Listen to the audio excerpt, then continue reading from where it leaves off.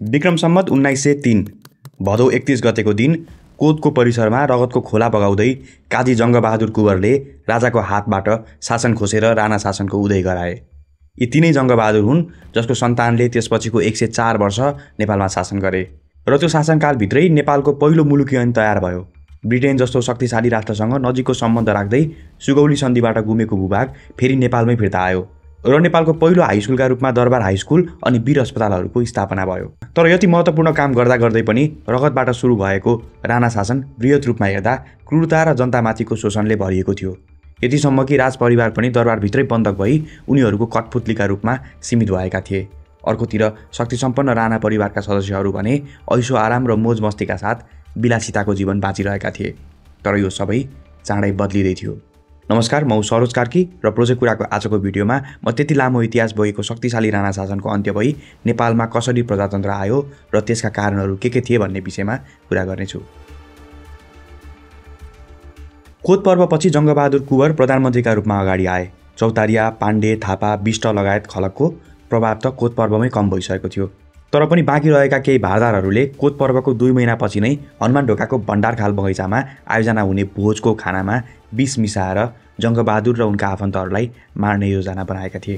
तर यो षड्यन्त्र थाहा पाएका जङ्गबहादुरले षड्यन्त्रमा सहभागी भएका 23 जनाको हत्या गरेर भण्डारखाल पर्व घटाए। यसपछि उनले पूर्ण रूपमा ती खलकहरूको बाँकी प्रभाव पनि समाप्त पारेका थिए। अब उनलाई एउटा कुराको मात्र डर थियो। जसरी हामी इन्टरनेट युजरहरूलाई राउटरबाट पर गयो कि वाइफाई नटिप्ला भन्ने डर हुन्छ, अझ घरको एउटा कुनामा राखेको राउटरले घरको सबैतिर बराबर नेटवर्क फाल्दैन। घरका भित्ताहरूले मात्र होइन, दराज, ढोका, बेड, मेटल र सिसा जस्ता कुराहरूले पनि यो नेटवर्कलाई असर पुर्याउँछ र इन्टरनेट दिक्क लाग्ने गरी स्लो भएको हुन्छ। यसबाट जोगिने कमन उपाय हो सेकेन्डरी राउटरहरू थप्ने। तर यस्ता राउटर राख्दा महँगो पर्ने मात्र होइन, एसएसआइडी र पासवर्डहरू अलग अलग हुने र सिग्नल जुझ्ने जस्ता समस्याहरू आउने गर्दछ। यसको विकल्पमा वर्ल्डलिङ्कले नोकिया बिकन 1.1 राउटर ल्याएको छ। मेस वाइफाई सिस्टमको यो राउटरले वाइडर 5G कभरेज तथा अवरोध रहित स्पिड दिने हुँदा सिमलेस इन्टरनेट एक्सपिरियन्स दिने गर्दछ।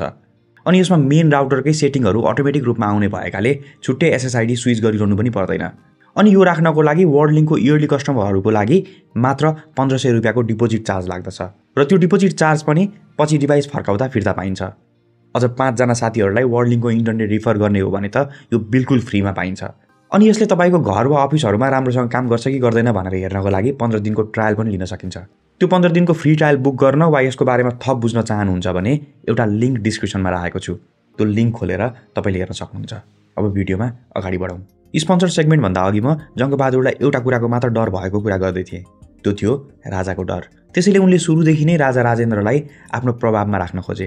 तर राजेन्द्रले त्यसको 1 वर्षभित्रै जङ्गबहादुरको हत्या गरेर शासन फिर्ता लिने प्रयास गरे, जसको नतिजामा अलौ पर्व घटेको थियो। तर जङ्गबहादुर विरुद्धको यो पर्व पनि असफल भयो अनि जङ्गबहादुरले राजा राजेन्द्रलाई बन्दी बनाएर आफू अनुकूल युवराज सुरेन्द्रलाई राजा घोषित गरे र त्यसपछि सुरेन्द्रबाट उनले एउटा लालमोहर लिए, जुन लालमोहरबाट जङ्गबहादुरले सबै अधिकारसहितको मुख्तियारी पाए र त्यो कसैले खोज्न नसक्ने र उनको सन्तानहरूमा नै सरेर जाने भनी लालमोहरमै लेखिएको थियो।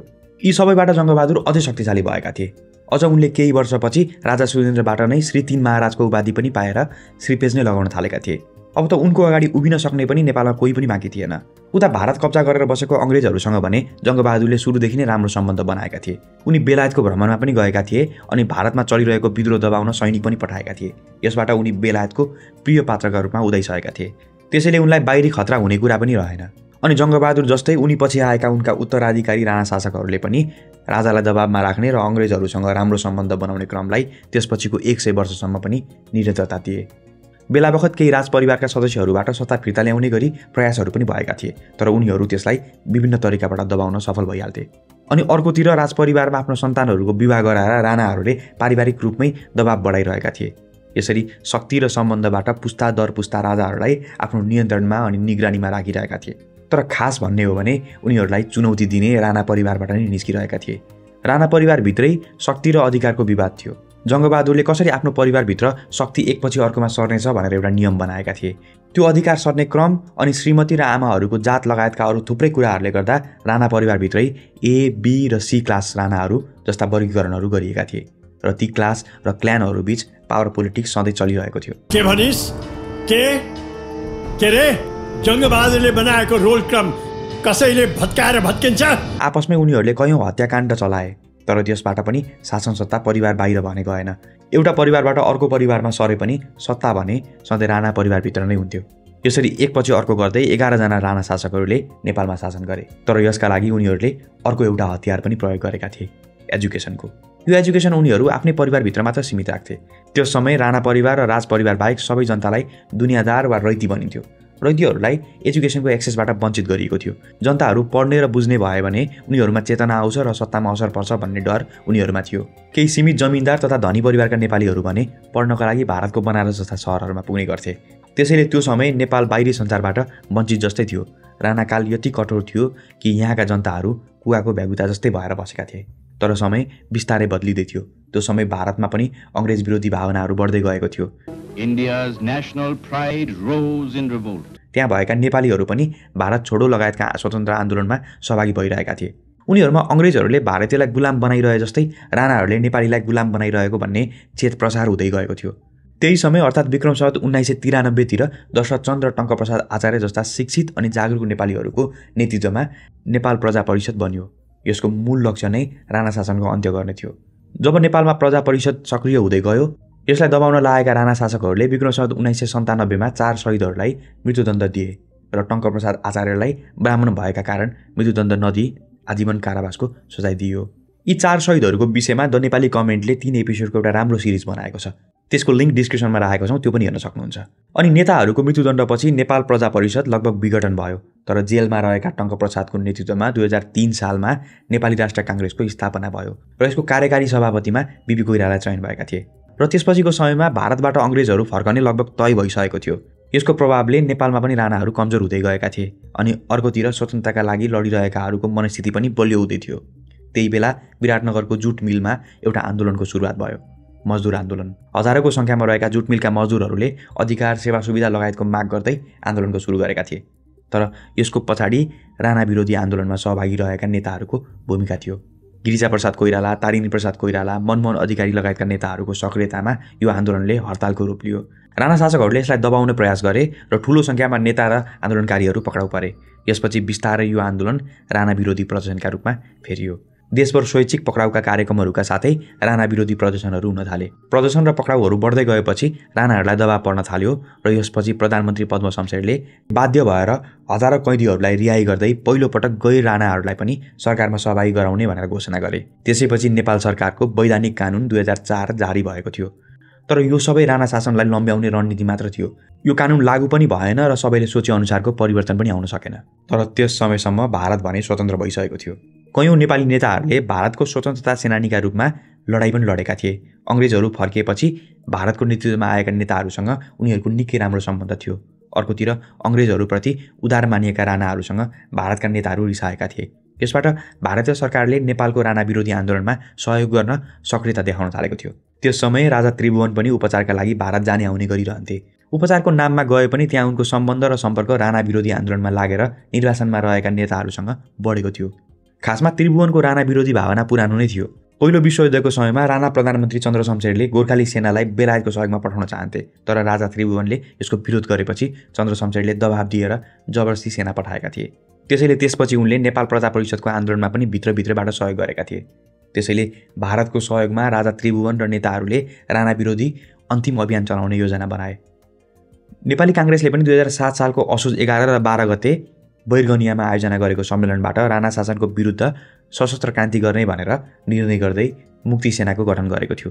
यो मुक्ति सेनाका लागि आवश्यक व्यवस्था गर्ने जिम्मा बिपी कोइराला र सुवर्ण शमशेर राणाको थियो। सुवर्ण शमशेर सी क्लासका राणा थिए अनि उनी पनि नेपालबाट राणा शासन हटाउने आन्दोलनमा सक्रिय थिए। यो आन्दोलनको योजना बनिसकेपछि राणा सरकारको अघोषित नियन्त्रणमा रहेका राजपरिवारलाई सुरक्षित राख्न र सम्झौताको मौका नदिन राजा त्रिभुवन परिवारसहित पोलिटिकल असाइलम लिएर भारत जाने योजना थियो। यसका लागि भारतको सहयोग रहने भनी राजा त्रिभुवनले भारतीय राजदूत सीपीएन सिंह मार्फत प्रधानमन्त्री जवाहरलाल नेहरूको पत्र प्राप्त गरेका थिए। त्यसैले राजा त्रिभुवन उपचारको बहाना बनाएर 2007 साल कार्तिक 21 गते बिहान परिवारसहित हालको शीतल निवासमा रहेको तत्कालीन भारतीय दूतावासमा पुगे। यो खबर थाहा पाएपछि प्रधानमन्त्री मोहन शमशेरले आफ्नो 2 जना दूतहरूलाई पठाएर राजालाई फर्काउन खोजे, तर उनीहरूलाई राजा त्रिभुवनले भेट्नसम्म मानेनन्। यसैपछि उनलाई भारत जानबाट रोक्नको लागि मोहन शमशेरले काठमाडौँ एयरपोर्टलाई घेराबन्दी गरेर बन्द गरिदिए। अनि नेपाली आकाशमा हवाईजहाज आउन रोक लगाइदिए। तर यसलाई बेवास्ता गर्दै 2 भारतीय हवाईजहाज काठमाडौँको विमानस्थलमा अवतरण गर्छ र राजा त्रिभुवन भारततर्फ उड्छन्। भारत पुगेका उनलाई भारतका तत्कालीन प्रधानमन्त्री नेहरू स्वयंले स्वागत गर्छन्। त्रिभुवनको पुरै परिवार भारत गए पनि उनको 3 वर्षका नाति ज्ञानेन्द्र मामा घरमा भएकाले नेपालमै छुटेका हुन्छन्। त्यसैले मोहन शमशेरले राजा त्रिभुवन विदेशीको शरणमा पुगेर त्यसको बेइज्जत गरेको भन्दै उनी राजा नरहेको भनेर घोषणा गर्छन् र ज्ञानेन्द्रलाई श्रीपेज लगाएर राज्याभिषेक गराउँछन्। तर यसलाई भारत लगायतका बाँकी देशहरूले मान्यता दिँदैनन्। अर्कोतिर राजा त्रिभुवन भारतीय दूतावासमा शरण लिन गएको दिन नै नेपाली काङ्ग्रेसले पनि क्रान्तिको घोषणा गरेको थियो। अनि त्यसैपछि सुरुमा वीरगञ्ज हुँदै देशको कयौँ स्थानमा मुक्तिसेनाले कब्जा गर्यो। यो मुक्तिसेनालाई भारत र म्यानमारका क्रान्तिकारीहरूले पनि सहयोग गरेका थिए। अर्कोतिर केही स्थानहरूमा भने सरकारी सेनाले मुक्तिसेनाले कब्जा गरेको भूभाग फिर्ता पनि लिइरहेको थियो। तर समग्रमा हेर्दा मुक्तिसेनाको उपस्थिति देशभर बढिरहेको थियो। यही समय देशभर राणा विरोधी जनप्रदर्शन पनि बढिरहेको थियो। काठमाडौँ उपत्यकामा त अझ जनतालाई आन्दोलनमा सहभागी गराउनको लागि भारतीय विमानबाट राणा विरोधी पर्चाहरू पनि खसालिएको थियो।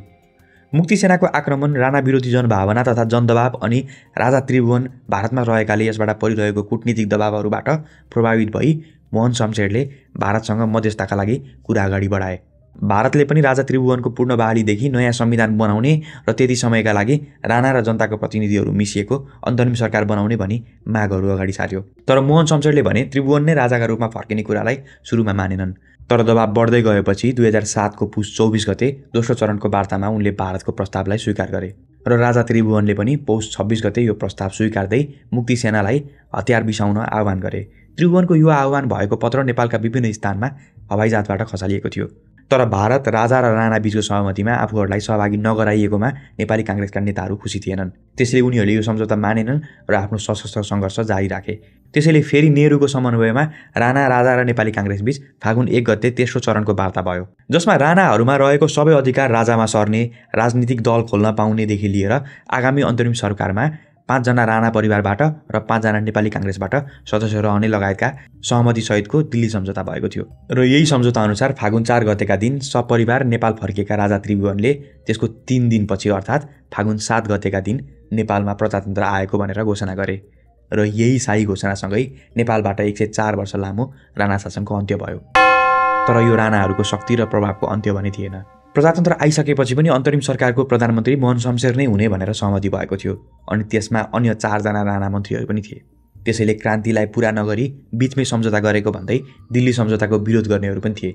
जसको विरुद्धमा आन्दोलन गरेको उनी मोहन शमशेरलाई फेरि प्रधानमन्त्री बनाएकोमा मुक्तिसेनाको एक क्षेत्रका लिडर केआई सिंह लगायतले त काङ्ग्रेसले हतियार बिसाए पनि विद्रोहलाई निरन्तरता दिइरहेका थिए। राणा विरोधी आन्दोलनमा महत्त्वपूर्ण भूमिका निभाएको नेपाल कम्युनिस्ट पार्टीले पनि यसलाई धोकाको नाम दिएको थियो।